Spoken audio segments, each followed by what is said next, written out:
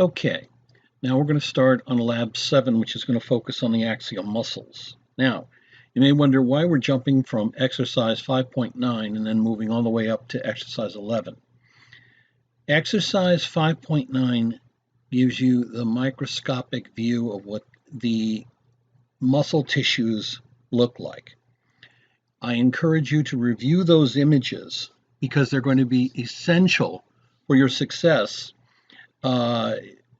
during the lab practical exam number 2. Anything that's microscopic and shows up as an image in the text, that is the Thoracic lab exercise book, is fair game for the upcoming exam.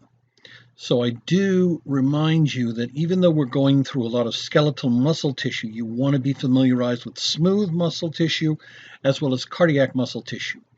Both of those will go into much greater depth when we get into A&P2. Well, let's get started.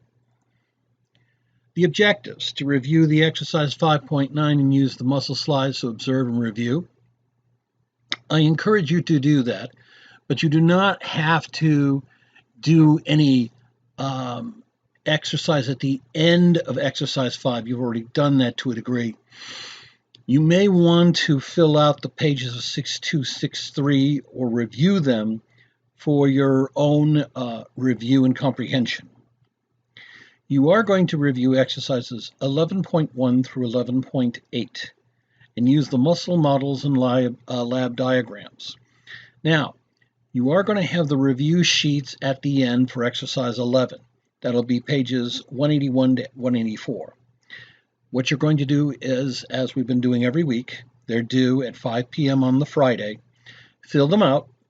Make sure that they're saved in PDF form.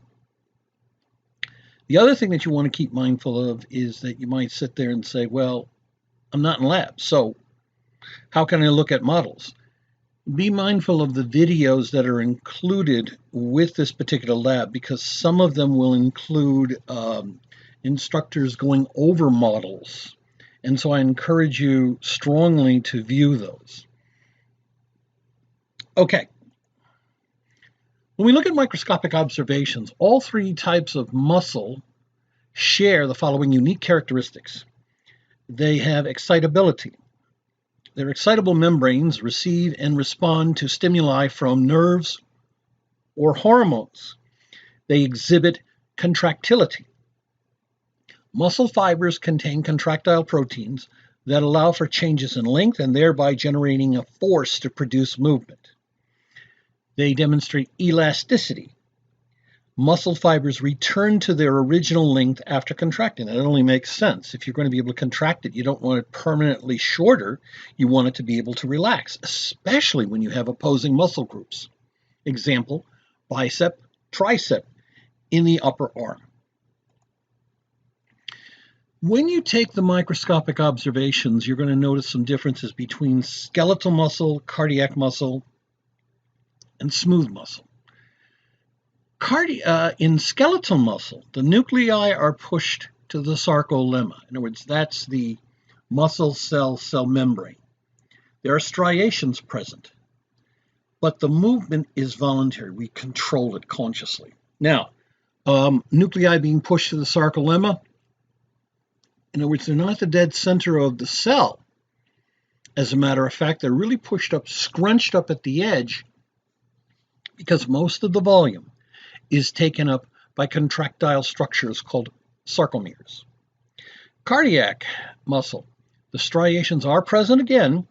The nuclei are pushed to the sarcolemma. We have gap junctions that are present. These are intercalated discs which provide for synchronized contraction between cells. And the contractions are involuntary. A couple of points here. The gap junctions allow you to literally have an entire array of cardiac muscles to contract. So it synchronizes and basically creates a great surge in the contractile force, such as what you would expect with part of the cardiac muscle to contract and thereby push blood through the various parts of the circulatory system. The intercalated discs, these are basically cell junctions that allow for the movement of ions from one cell to the other. So the ions would move from the cytoplasm of one cardiac muscle cell to the next one. Now, smooth muscle cells, they're not striated. They're localized in walls of most organs. So when I'm talking about this, they also refer to it as hollow organs. So trachea, okay, blood vessels, esophagus, stomach, small intestine, large intestine, the ureters, the bladder, and the uterus are just some of them, okay? Usually these smooth muscle cells have one centrally located nuclei. The cells are broad in the middle and taper at the ends. Also, the contraction is involuntary.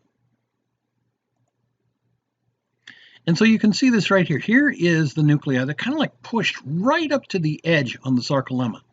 You can see these lines here. These are the striations. You can see in cardiac muscle tissue, striations here also. But notice this wiggled line here. That's really the intercalated discs. That is the junctions that allow the continuation of the muscle contraction from this cell to this, and they're all coordinated and synchronized, all doing this basically at the same time. Smooth muscle cells have no striations. They'll have a centralized nucleus. They'll be widest at the center, and they taper off. Both cardiac and smooth muscle have involuntary contraction. You don't have to think about it. If this sounds a little bit, you're not as amazed or not as impressed or whatever, okay, then let me help you just think about it. Right now, as you're listening to this and watching this video, you're not telling your heart, contract, contract, contract. You're not telling the smooth muscles in your esophagus to push food down into the stomach or to move food from the stomach into the small intestine. It's all part of the autonomic system. It's all automated. It's involuntary. You don't have control of it. Now, this is a concept map that I had made, and it is in the course. I usually put it in with the lecture chapter. You can print it up, and I strongly encourage you to do it. If you want, and you've got a color printer, it looks very pretty. But just look at the muscle types, skeletal, cardiac, and smooth. And as you go through from what type is it, voluntary or involuntary, whether you have striations or not, what is the cell shape, what is the cell structure, and where would you find these? You can see that this goes right through it. Skeletal is voluntary, but it's also striated. You have also in a single skeletal muscle cell, multiple nuclei. The shape is going to be single long shape. You'll normally find this in all the skeletal muscles attached to bone or to skin. When you get to cardiac muscle, it's also striated, but it's involuntary. You will have either one or two nuclei in each cell, and the cells will all be interconnected with intercalated discs. And what you have is branching chains. And I help you to understand that the cell shape of cardiac muscles is kind of unique. It's almost like a Y. And so part of it on one end connects to another cell, and they all branch out. And that creates sort of this dynamic creation of a lot of tension and force, which is what you need. You're only going to find cardiac muscle tissue in the walls of the heart. With smooth muscle, again, involuntary, not striated, uninucleated, meaning it's just only one nucleus in that cell. The cell shape, for a single cell shape, you're really talking about something that is thickest at the center, and then tapers off on both ends. And as I mentioned before, you will find this in the walls of hollow visceral organs, in the gastrointestinal system, urinary system, the uterus, large arteries, the airways, as well as the intrinsic eye muscles. What we're going to do this week in the lab is examine the axial muscles. If you think about it, the axial muscles, just like the axial skeleton, this is all involved with the muscles of the head, neck, and trunk. And then we'll do the appendicular muscles in the next lab. The skeletal muscles produce movement, but we do have to be familiarized with some terms here. A lever. This is a rigid object that moves on a fixed point called a fulcrum when a force is applied. Now, when a muscle contracts, it applies a force that causes the bone to move at a joint. The bone acts as a lever. The joint acts as a fulcrum. Now, the term origin and insertion, I want to give you a heads up here. You need to know the definition of the origin and the insertion. I may give you a couple of examples, but do not lose sleep over, do I have to know every origin and every insertion of every muscle in the entire body? No. Okay? Unless it's something I put into the slides, I want you to be aware of them, but that's it. So the origin, this is the site of muscle attachment to the bone, but this is where the bone does not move. The insertion is the site of muscle attachment to a bone, but that's where the bone does move. The way to think about it is if the muscle is contracting, it's going to be anchored to one, let's say, bone, and that anchoring is not going to be affected. But where the insertion is, where it's attached to another bone, and that bone moves, that's the insertion. Okay? Now, for terms. Muscles are attached to bones via dense, regular tissue in the shape of a tendon, which is a cord-like structure, an aponeurosis, which is sort of a membranous sheet, sort of a flattened out, think of it as not cord-like, but more like a flattened diffuse structure. Now, some muscles, like the temporalis muscle, are directly attached to the bone. So you have no tendon-like structure attachment. I give you an example of reviewing the masseter muscle, which is the muscle of mastication, chewing. The muscle elevates the mandible. The muscle's origin is attached to the zygomatic arch, whereas the insertion is attached to the lateral surface of the mandible. When we talk about a joint, this is the temporal mandibular joint, which is the fulcrum. The lever is the mandible. And you can see this here. Here's our masseter muscle, okay? Now, this is attached to the zygomatic arch, so this would be an aponeurosis. But down here, this is a direct attachment from muscle tissue directly to the bone of the mandible. Over here, you have a similar situation. This is the temporalis muscle, right here, up near the temples. But if you notice right up throughout here, the superior temporal line, the muscle is directly attached to the skull bone itself. Down here, you have more of an aponeurosis here. All right. And of course, here's the capsule of the temporomandibular joint right here. Now, you want to review the gastrocnemius, which is a large superficial muscle of the posterior leg. We call it the calf muscle. Its attachments. The distal end is to the femur. It's also attached to the calcaneus. And you need to identify the lever, fulcrum, origin, and insertion. And here you have it. Here's your lever down here. Here's your fulcrum. When this muscle, the gastrocnemius here, begins to contract, you're moving this bone down here. And by the way, yes, this is the Achilles tendon, this large tendon structure here. This bone does not move, okay? This bone does. So The bone that moves is the insertion. The bone that does not is the origin. All right?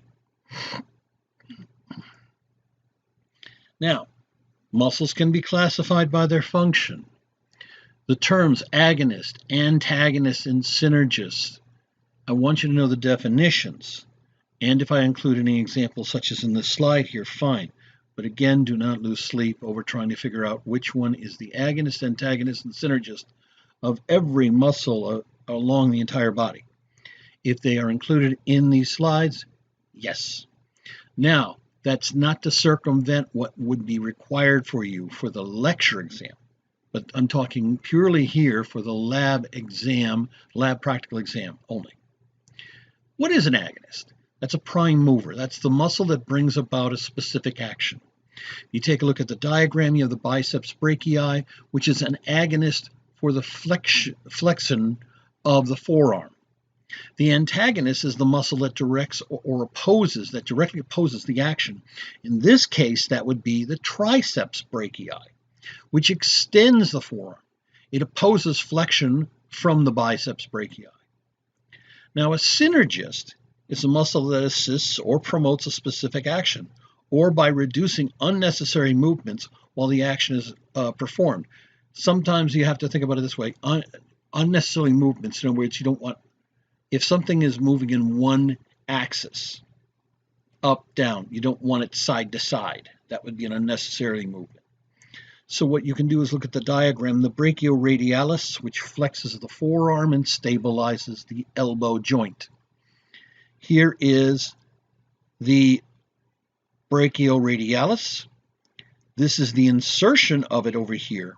Obviously, this is the origin of this here. This would be the synergist for the flexion at the elbow. Here's the elbow down here.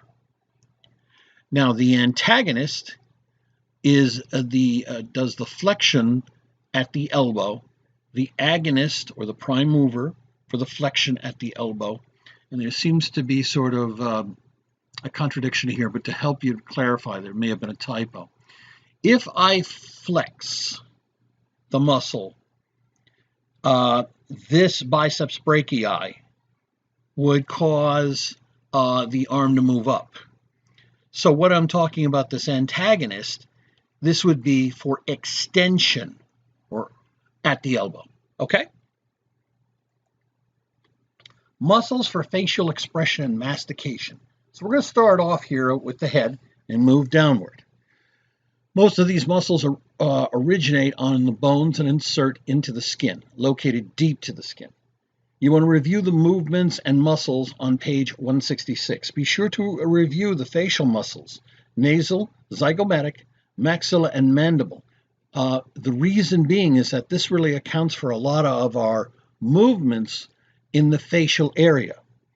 There are 4 muscles that are involved with chewing of food. You want to note the origin and insertions here. This would be the temporalis, the masseter, the lateral pterygoid, and the medial pterygoid. As you can see them here, okay? The masseter, okay? And you have basically the structures here, the temporalis, okay? And you have also several other ones that are extremely important, which I want to just bring up right now. You've got the nasalis here, and you've got the zygomatics, minor and major. The orbiculus oris.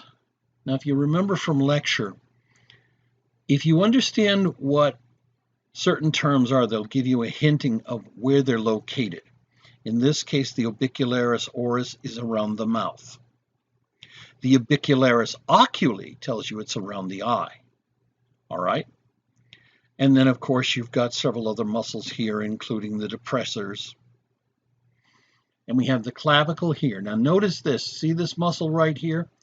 This is the platysma, which is more surface to the deeper muscles, such as the sternocleidomastoid here. All right? We'll go through all these. Don't worry about that. But here again is the zygomatic arch, the masseter, and we have the temporalis. We have the lateral pterygoid here and the medial pterygoid here. And you had to remove part of actually the mandible because in actuality, this is on the inside of the mandible bone. Now, the muscles of the extrinsic eye muscles, the extrinsic tongue muscles, and the muscles of the pharynx. There are 6 extrinsic, there's a typo there, it's supposed to be eye muscles, and they are responsible for voluntary eye movements. I want you to review those because you're going to be having this come back later on, both in reviewing the cranial nerves, and again when you get into vision, which will be chapter 15. But the muscles are the superior oblique, superior rectus, lateral rectus, medial rectus, inferior oblique, inferior rectus. To give you a pointer about this, think about it this way. If I'm going lateral, what am I doing? Going away from the midline. If I'm going medial, it says medical, but the spell checker overruled medial. When the medial, you're moving to the center of the midline. If it's superior, it's toward the head. Inferior, it's down toward the feet. So basically, if you were moving your eyes up and down, you would be going up with superior muscles and going down with inferior. For extrinsic muscles, tongue muscles, these are involved in voluntary tongue movements during chewing, swallowing, and speaking. The palatoglossus, the styloglossus, the genioglossus, and the hyoglossus. Now, all the glossus, the term glossus refers to tongue. It's from the Greek, to speak, all right? You want to note also attachments to the hyoid bone and to the styloid process. So if you take a look over here, we have first, of course, the extrinsic eye muscles. Superior oblique, superior rectus, lateral rectus, medial rectus. Those are on each side of the face. Inferior oblique, inferior rectus. Then we have, and this is telling you direction of where this is moving the eyes, as well as where they're anchored into the back of the orbit of the eye, all right? Now, if we move over to the next area, which is the muscles of the tongue, you can see we had to actually remove part of the mandible so you could clearly see where this is. Remember the styloid process, that little pointy structure there on the skull? Well, it's got an anchor. It acts as an anchor for this particular one, the styloglossus. So styloid process, stylo. That gives you a hinting there. Palato is back up into here, genio here, and then of course we've got the hyloglossus, which are actually attached here to the hyaloid bone. Okay, now tongues of the extrinsic eye muscles, we need to go from here to the muscles of the pharynx because these are absolutely necessary for swallowing. The levator veli palantini, the tensor veli palantini, both are necessary to elevate and tighten the soft palate during swallowing. If you've ever known this, you have to have that soft palate as well, basically keeping from food backing up into the nasal canal.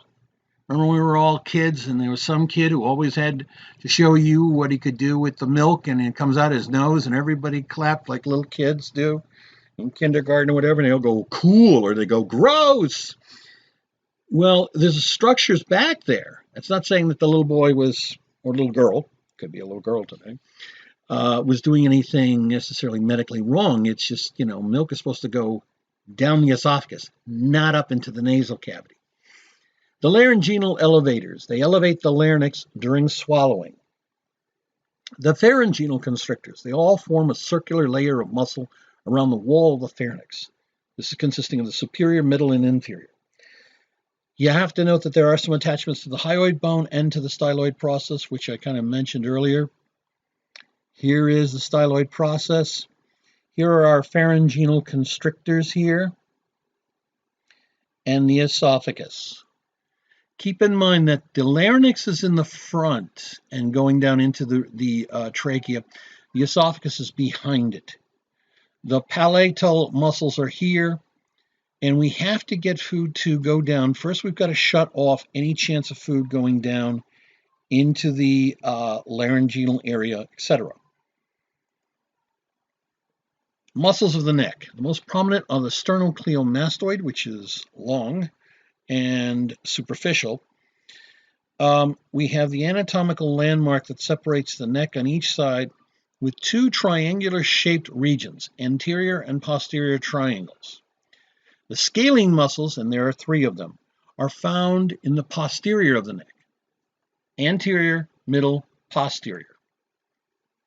I included this diagram. You're not going to find this in your book, but I was trying to find a really nice and descriptive diagram that shows that subclavial triangle. And you can see here is the sternocleidomastoid coming down. Here is the trapezius muscle that moves upward. But here are what would be somewhat the structures around here. They play a key point. Here are the scalenes. Notice that they're in somewhat the back part. Okay. And they are also attached to the first 2 ribs. So you see this is a frontal section here. I'm correcting myself. Notice that they're attaching to some of the structures to the vertebrae. You know, remember we went over the vertebrae and we had all these extensions and prominences and other parts. Muscles attached to all these, and it's absolutely essential. Now, muscles in the posterior triangle include 2 groups, the suprahyoid, the infrahyoid. The suprahyoid is superior to the hyoid bone and attaches to the skull. That includes the genohyaloid, mylohyoid, stylohyoid, and digastric.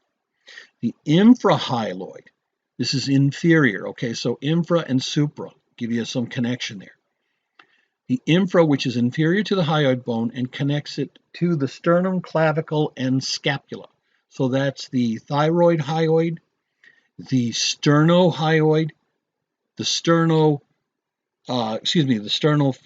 and the sternohyoid, and then the omohyoid. Here's a point. You know if it's talking about sterno, okay, so it's got to be connected to the sternum. If it's thyroid, it's around the area of the thyroid, whereas this one's around the area of the hyoid, okay? And let's look at these. You notice that they had to pull away part of the mylohyoid, all right? Here's the digastric. The digastric consists of structures that do attach to this hyoid bone, okay? And they have the anterior belly, the posterior belly, the genohyoid, the myohyoid, okay? We have the stylohyoid here, and then we have the thyrohyoid there, okay? Now keep in mind the thymus gland is down here, okay? And up around here you're going to have also the thyroid gland. So here's the omohyoid, which has its superior belly and its inferior belly. What happens is you have a stabilizing piece of connective tissue here that kind of holds all of them somewhat to interact and pull. And if it helps you, think about what these muscles do when they do contract, how you move your head to side, but not as much the head, but through the neck, and how you can stretch out your neck on one side to the other or forward and backward. Okay? Now, moving forward, no joke intended. Once we've gotten through the neck and the head, we're now going to deal with muscles of the thorax. First off, you have to be familiarized with the fact that we have some extremely important muscles between the ribs. These are called intercostal muscles. There are 3 layers of the muscles that occupy the intercostal spaces. This is the spaces between the ribs. The external intercostal rib, they originate on the superior rib and insert on the inferior rib. So they attach on the top, come down the bottom, they elevate the ribs. The internal intercostal rib originates on the inferior rib and inserts onto the superior rib. Oh, so this is sort of a reversal, okay? They depress the ribs. And you want to note that the internal intercostal muscles are roughly perpendicular to the external intercostal muscles. There is a third layer, which is the deepest layer, divided into three groups. The transverse thoracic muscle, that's anteriorly, the innermost intercostal muscle, that's laterally, and the subcostal muscles, which is posteriorly. You notice I have the asterisks there because they're not easily seen. What you will see from my anterior and superior view here, or I might call it the top down here, take a look. You've got basically, here's the diaphragm. Now, note this, that you see this center part that's kind of whitish? Yeah, that's tendon, more tendon-like tissue. Now we have our ribs here, here, here, here. These are usually more costal cartilages, okay? And what you have are, of course, you're going to have your internal intercostal here, external intercostal here, all right?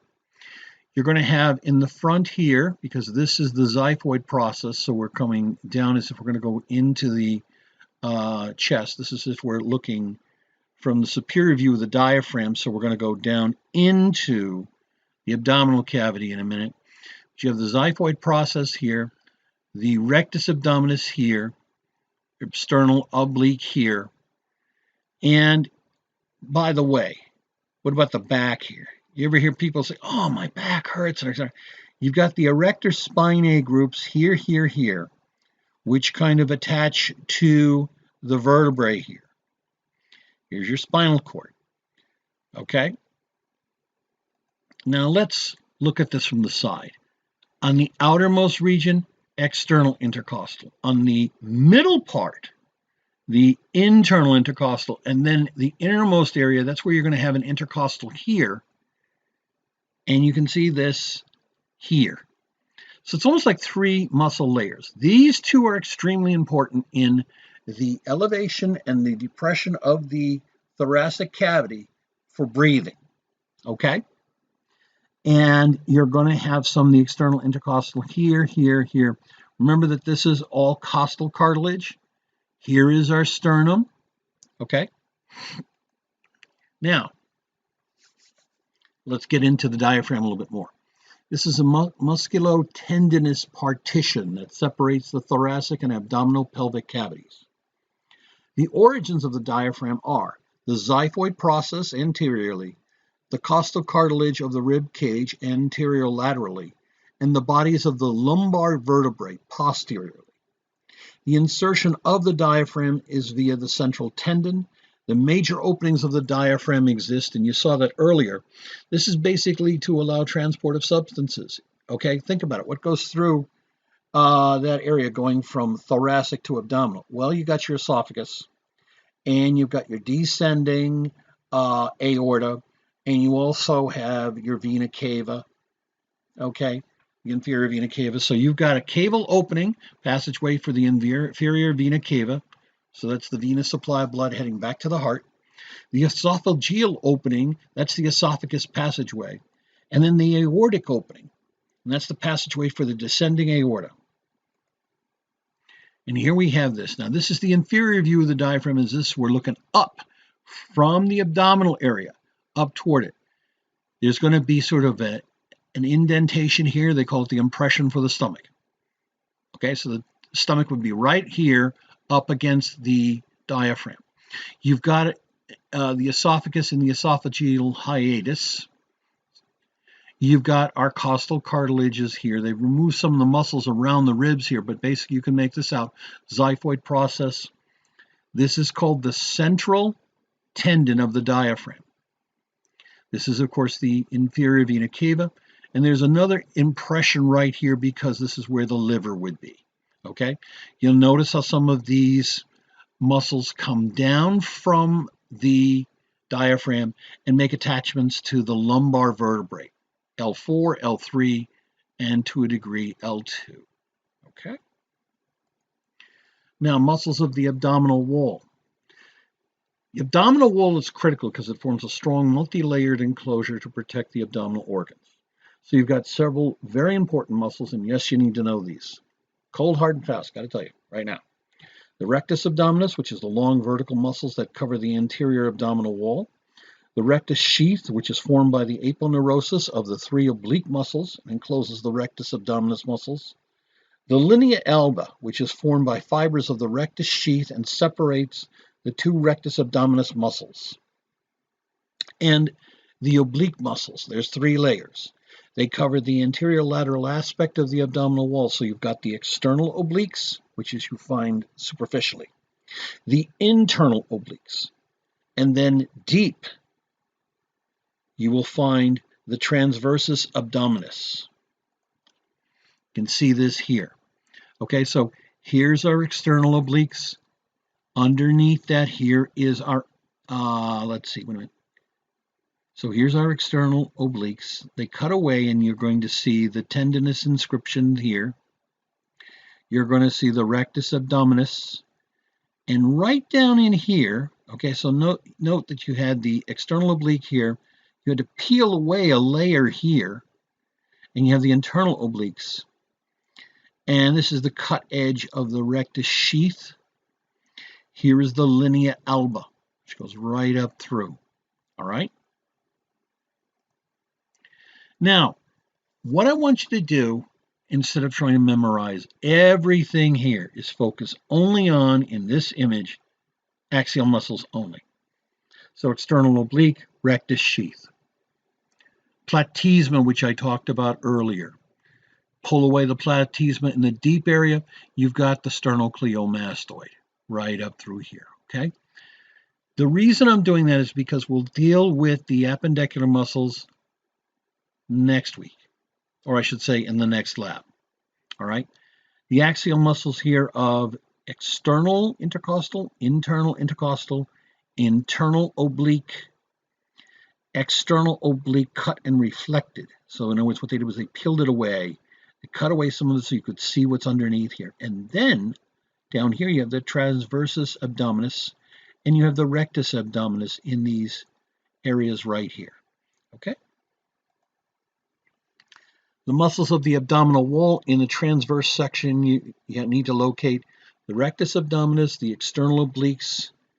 So it's sort of like layers, okay? External obliques are superficial. In the middle is going to be the internal obliques. And then deep inside is the transversus abdominis. Okay, so you can see the rectus abdominis is here, the rectus sheath, all right? And then you have the external oblique, internal oblique, and then the transversus abdominis. Okay, don't worry about the quadraticus lumborum there or the thoracolumbar fascia right here. Don't sweat about that right now. I just want you to get these guys here because this is really important, as well as in the front, the rectus abdominis. Muscles of the deep back. Now, this is where we're going to get into some things. They basically allow us to extend, rotate, and laterally flex the vertebral column and head. They help us to maintain posture, but there's several groups that play key roles. The splenius muscles, which originate at the spinal processes from C7 to T4. That's the splenus cervicus and the splenus capitis. The erector spinae muscles, which are composed of 3 bands that travel vertically from the sacrum to the posterior part of the skull. That's a lot when you think about it. So that's the iliocostialis, the longissimus, and the spinalis. And then the transversospinalis muscles. These are short muscles. They're located deep to the erector spinae in grooves formed by the spinous and transverse processes of the vertebrae. So you're going to have here the spinalis, the multifidus, and the rotatories. Okay, this is looking at the back. So let's start here. I'm going to take it from the superficial layer here first. You see these muscles right here that attach basically to the back of the skull, the occipital bone right here. That's the splenus capitis. You're going to have also, deep to that, you're going to have the semispinalis capitis, the spinalis cervicus, and the spinalis thoraticus. So the name should tell you something. When I say capitis, we're talking about the skull, the head. We're talking about cervicus, the neck, thoraticus, thorax, okay? The erector spinae muscles consist of the longissimus capitis, so that's going to be attached to the head, the spinalis cervicus, attached in the neck, the longissimus cervicus, that attaches, as you can see here, and over to here, again to the neck, iliocostus cervicus, over here, iliocostus thoraticus. Notice how this is all coming up from the erector spinae muscle groups, spinalis, longissimus, iliocostalis, okay? And then, of course, you've got the longissimus thoraticus and the spinalis thoraticus and the iliocostal lumbar. You have also one set up here called the multifidus, sorry about that. And you can see also something else, the thoracodorsal fascia. So what you really have is sort of this sheet of attachment down going into the sacrum, almost attaching to the coccyx. The coccyx is really down here. Okay, now we're still in the axial muscles, but that means we're going to have to deal with the pelvic area. So the muscles of the pelvic floor, you have the urogenital and pelvic diaphragms that form a funnel-shaped muscular layer that supports the organs in the pelvic cavity and closes the outlet to the bony pelvis. The perineum is a region enclosed by the pelvic outlet. Muscles occupy the pelvic floor. This all is going to be divided into two perineal triangles. One is the urogenital, which contains external genitalia. The second is the anal triangle, which contains the anal opening. Now, two superficial muscles associate with the external genitalia that assist with erection, whether we're talking the penis in males or the clitoris in females. The ischicocavernosus and the bulbospongiosus. Now, I'm going to go in further into this, and then we're going to go into some of the diagrams of this, okay? The urogenital diaphragm includes also two deep muscles. The external urethral sphincter that surrounds the urethral opening, okay? This is to help you to think about this. Down the road when you get into like the renal or into the digestive system, when you come to the point for both of them, you have sort of an internal sphincter that is controlled by smooth muscle. You don't have control of that. But after that, you have always skeletal muscle sphincter, which we do have conscious control. Now, you know, we're all little kids. We have to learn how to tell our parents or whatever when to go to the bathroom instead of just, you know, doing our business right there in front of everybody. And it just takes time because we have to learn how to take control and learn from the body signals, as well as we have control of the skeletal sphincter of this area. Now, we've got the deep transverse perineal, a flat triangle muscle, which the urethra and the vagina pass through. This is for females. We also have to be mindful of the pelvic diaphragm, which consists of four muscles that support the pelvic floor and encircle the anal opening. The anal canal has to pass through this. So we have the external anal sphincter, the pubococcygeus, the iliococcygeus, together with the pubococcygeus are called the levator ani, and the coccygeus. So you can see the differences here. We have the two triangles here. So you've got the urogenital here. This is for females and males. Males would be down here, females up here. So you have the urogenital triangle here, and you have the anal triangle here. Same thing here, anal triangle here for a male. urogenital up in here. So what do we see? We see basically the external urethral sphincter and the deep transverse perineal muscles. But really what I should be doing, and we'll do that first, is go through the superficial part and then go to the deep dissection part. Urogenital triangle consists of the ischiocavernosus, the bulbospongiosus, the superficial transverse perineal. You have, of course, here's the anus, and then you have also the gluteus maximus, which is on the side here.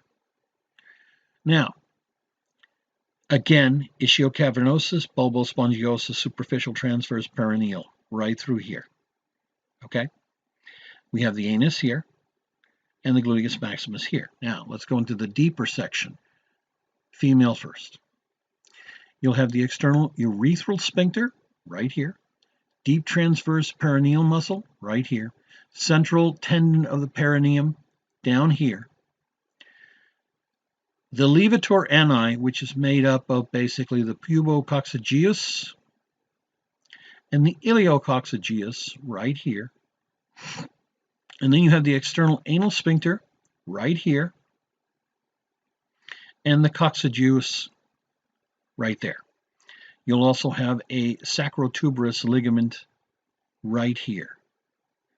Same thing with deep. External urethral sphincter, deep transverse perineal muscle,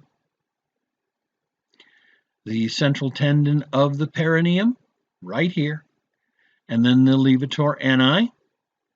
Okay, so we have the pubococcygeus right here and the iliococcygeus right in here.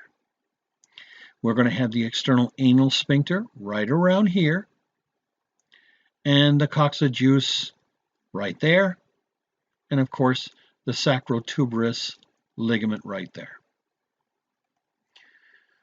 So we have completed all of this. What are you to do now?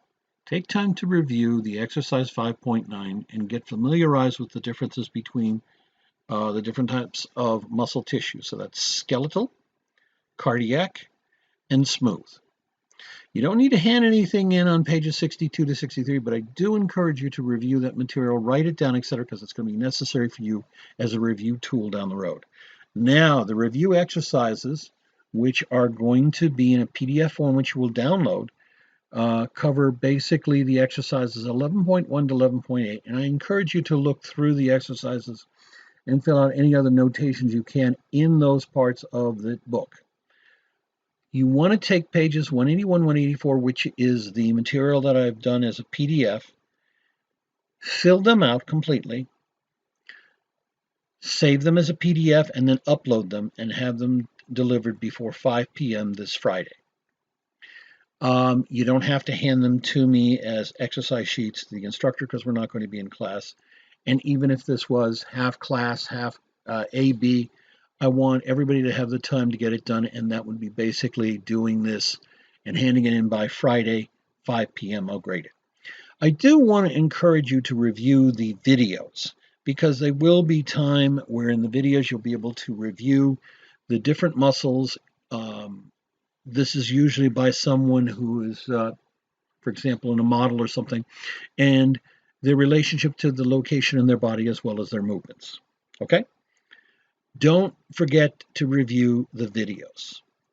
And you want to also take time to prepare for the next lab by reviewing those lab videos and the lab manual notes. And I hope that you all have a nice day.